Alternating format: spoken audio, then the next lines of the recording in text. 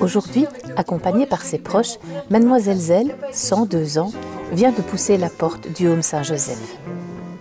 Et c'est Elisabeth, l'infirmière en chef, qui l'accueille, lui fait découvrir son nouveau lieu de vie et l'aide à s'installer. On va vous accompagner, d'accord? Et il y a Josiane, qui est la secrétaire des résidents. Bonjour Madame Murray. Je vous présente Zell qui vient d'arriver. Mademoiselle Zell, c'est Anan qui est un infirmier. Eh ben, avec moi. Elisabeth, entrer dans une maison de repos pour une personne âgée, ce n'est pas un moment toujours bien vécu. Non, il y a beaucoup d'appréhension. Le moment de l'accueil est un moment crucial aussi. Et ils savent bien que c'est leur dernière demeure en arrivant ici. Bon, voilà, parfois il y a des exceptions qui font que, mais la plupart vont décéder ici. Ils savent que c'est la maison où ils vont partir. Donc voilà, il y a quand même de l'angoisse, de la tristesse qui est là. Donc voilà, on est là pour les accompagner dans cette étape.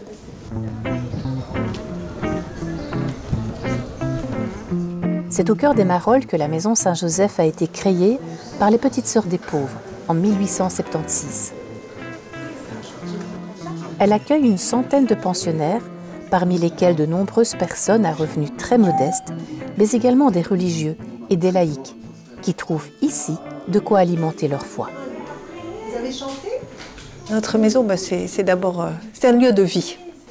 J'aime beaucoup dire toutes nos maisons en France s'appellent ma maison. Et pour moi, c'est tout un programme et c'est vraiment ce que Jeanne Jugan, notre fondatrice, voulait, que les personnes âgées soient chez elles, chez nous. Donc nous sommes chez les personnes âgées et ils viennent y vivre leur vieillesse. C'est déjà l'heure du repas et c'est l'occasion pour Mademoiselle Zell de rencontrer pour la première fois les autres résidents. Entrer en maison de repos, est-ce que ça signifie que le voyage est terminé? Le voyage continue vers la fin. Et vers la fin, pour nous, c'est vers un autre avenir qui s'ouvre. Et donc l'image des maisons de repos comme maison où on vient pour mourir, j'allais dire c'est faux. En tout cas, nous, on essaye de le vivre et de le faire vivre bien autrement et d'accompagner les personnes âgées qui entrent pour vivre leur vieillesse. C'est tout à fait autre chose. Après-midi détente avec un tournoi de pétanque qui permet à chacun de se surpasser. Et alors, comment faites-vous justement pour les accompagner?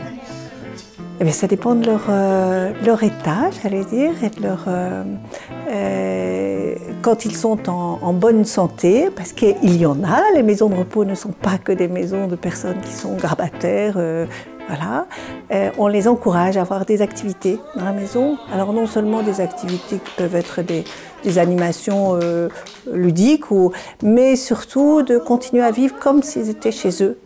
Alors c'est un objectif qui est effectivement pas évident à accomplir parce qu'ils sont en collectivité, donc il y a les contraintes mais ils nous aident, on les encourage à nous aider à mettre le couvert, à parfois aider un petit peu à la cuisine, aider à l'éplucherie, aider à la buanderie pour plier le linge, voilà. Tout ce que la personne a envie de faire et peut encore faire, on l'encourage à le faire. Chaque jour, les résidents ont l'occasion de partager l'Eucharistie, un moment important de communion aux côtés des sœurs. Est-ce que la foi vous aide dans cet accompagnement? J'allais dire c'est le moteur. C'est le moteur de ma vocation en tant que petite sœur des pauvres qui accueille et qui a fait vœu d'hospitalité. Nous faisons 4 vœux de religion, dont le vœu d'hospitalité. Et puis, j'allais dire, ça m'aide à conduire les personnes âgées vers là où j'espère que nous irons tous. Et que justement, cette fin dont on parlait tout à l'heure, ce n'est que le début de la vie avec un grand V. On a l'impression que l'amour n'est pas tabou dans la maison. Non, et on en parle avec les résidents qui le veulent, qui se posent des questions. Et c'est bien souvent quand il y a un décès. Ça suscite beaucoup de questions. Et quand ce sera mon tour, comment ça va se passer? Donc ça permet aussi de poser des questions à la personne. Mais qu'est-ce que vous voulez vraiment? Parce que chaque mort est différente et chaque accompagnement se fait en fonction des envies, des besoins de la personne. Et comment les accompagnez-vous justement? J'ai envie de dire que c'est un peu du sur-mesure. Voilà. Je pense que le plus important, c'est d'avoir créé un lien avant la mort. Et donc ça permet de pouvoir accompagner de manière beaucoup plus sereine vraiment ce temps du passage. Alors en tant que petite sœur, l'accompagnement, ça se vit par une vie de famille avec eux, tout simplement. Et puis faire route, cheminer avec elle, l'accompagner sur son chemin de vie qu'elle a à vivre ici au cœur du Home. Et vous savez peut-être l'accompagnement que nous faisons auprès de chaque personne âgée lorsqu'elle est en fin de vie aussi, où c'est pour nous un moment très important de rester auprès de chacun, comme les disciples l'ont fait auprès de Jésus, où Jésus souhaitait qu'on soit auprès de lui à Gethsémani. Nous restons auprès d'une personne qui est mourante jour et nuit.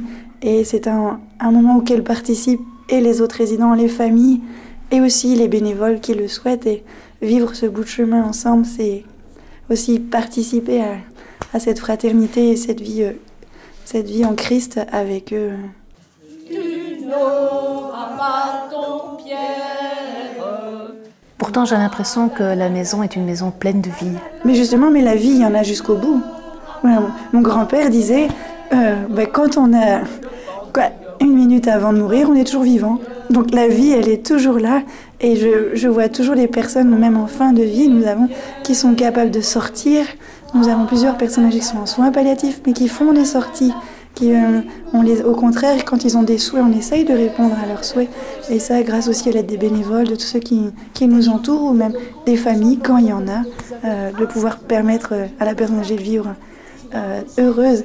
C'est très fréquent qu'on a quelqu'un qui arrive de l'hôpital complètement dépendant et qui réapprend à marcher au cœur de la maison, qui vit encore quelques années ici, alors que les médecins nous disaient il n'y a plus que pour quelques semaines. Mais non, la vie, elle est là, et plus on donne de la vie, plus la vie continue et se développe. Celui sa Jeannette avec et sa Jeannette avec. Bravo!